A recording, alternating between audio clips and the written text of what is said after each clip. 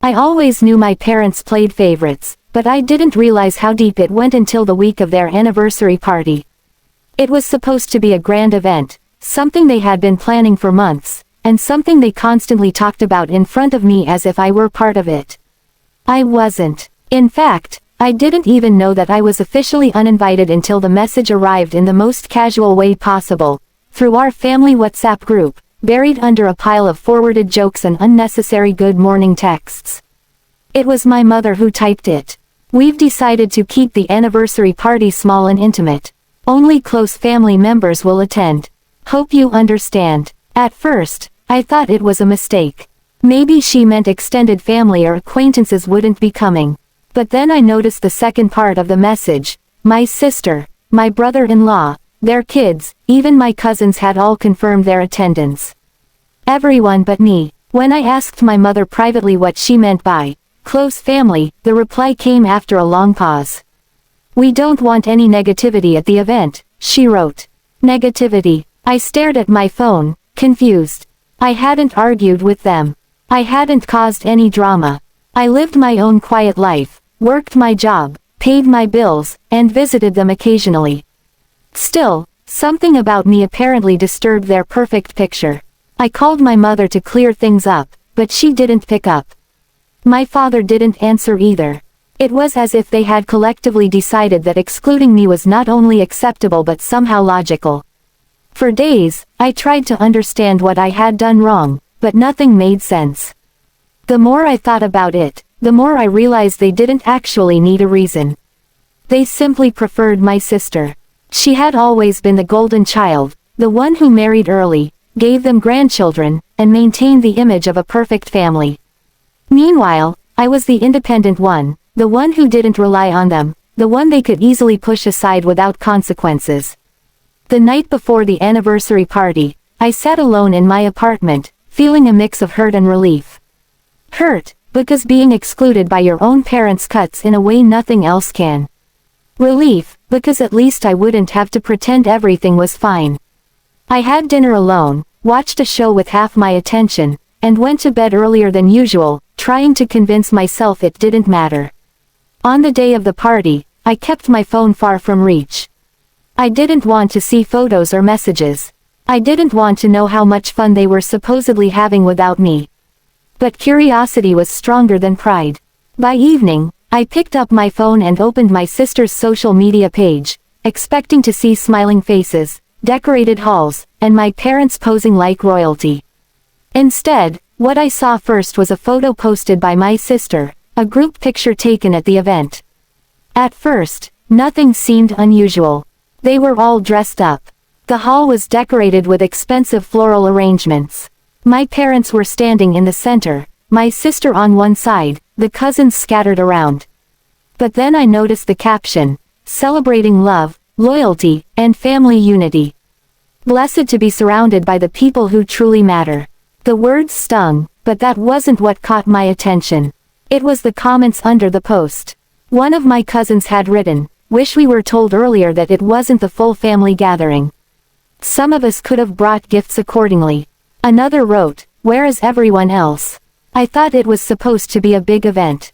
Someone else added, "Can't believe they didn't invite all the siblings." My sister had replied defensively, saying, "It was mom and dad's decision. They wanted only people who support their choices." That comment alone opened a flood of questions from relatives who clearly had no idea I had been excluded. They were confused, shocked, even annoyed. Many of them had assumed I was away or busy, not deliberately cut out. As more comments rolled in, I realized my parents had created a narrative where I was the distant, uninterested child who chose not to attend. But the photo exposed the lie. My absence was too obvious. People were asking questions they couldn't hide from. My sister had unintentionally revealed the truth. I wasn't invited because I wasn't convenient for them. I didn't comment. I didn't message anyone. I didn't defend myself. Instead, I watched the comments section grow into an unexpected storm. What struck me the most wasn't the drama, it was the reaction from people who barely knew me but still found my exclusion unfair. They questioned my parents' decision openly.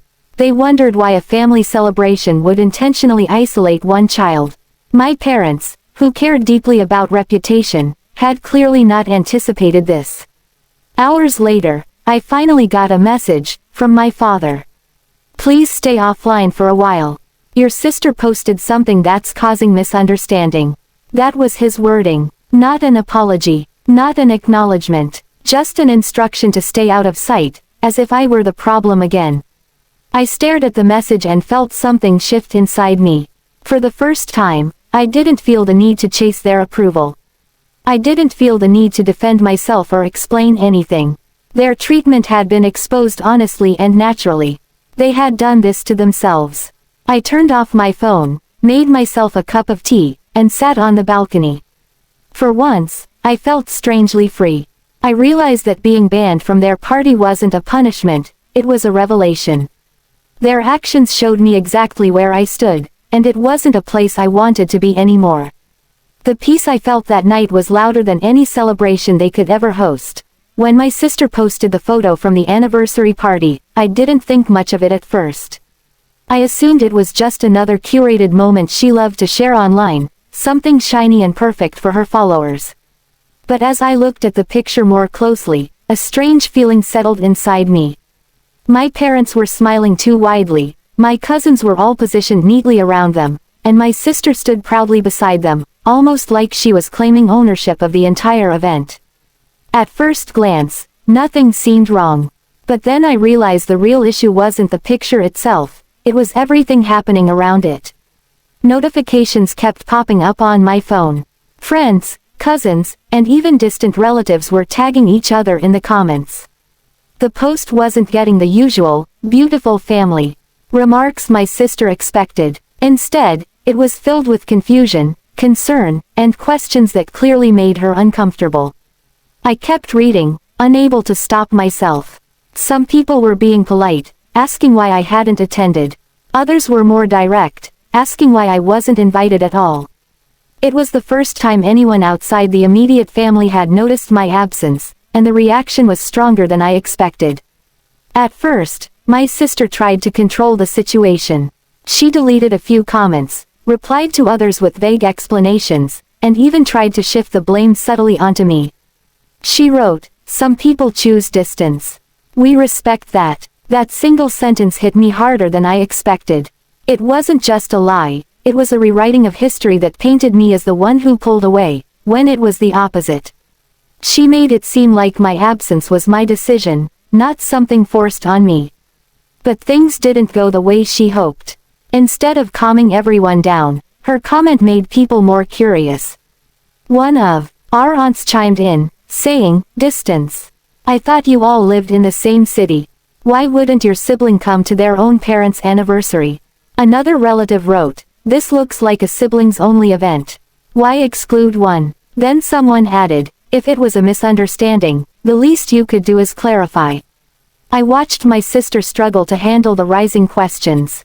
It was clear she had never expected anyone to care enough to challenge her. But before she could type another excuse, something else happened. She posted more pictures. And that's when the truth really came out. In one of the photos, my mother was sitting at a table reading a speech. Behind her, on a decorated board, was a list of our beloved family attending tonight. My sister had taken a picture standing directly in front of it, but not enough to hide all the names. My name wasn't there. It wasn't forgotten. It had been deliberately removed.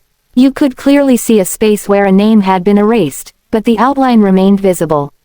Someone had literally taken the time to rewrite the list so it looked like I wasn't part of the family that night. People noticed immediately. Comments started appearing faster than she could delete them.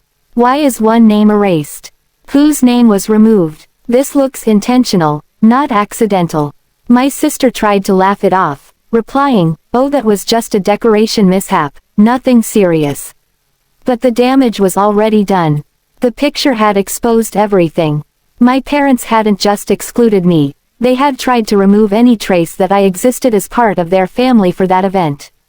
It wasn't oversight, it was effort. More relatives joined the thread, asking direct questions that could no longer be dodged. My sister realized she needed a different approach. She stopped replying altogether, but her silence only made the situation worse. People began messaging me privately, some gently asking if everything was okay, others clearly angry on my behalf. That was the moment I understood something I never thought would happen. The family that had always overlooked me was suddenly seeing me. Not perfectly, not completely, but enough to notice that something was unfair. I didn't reply to any messages right away.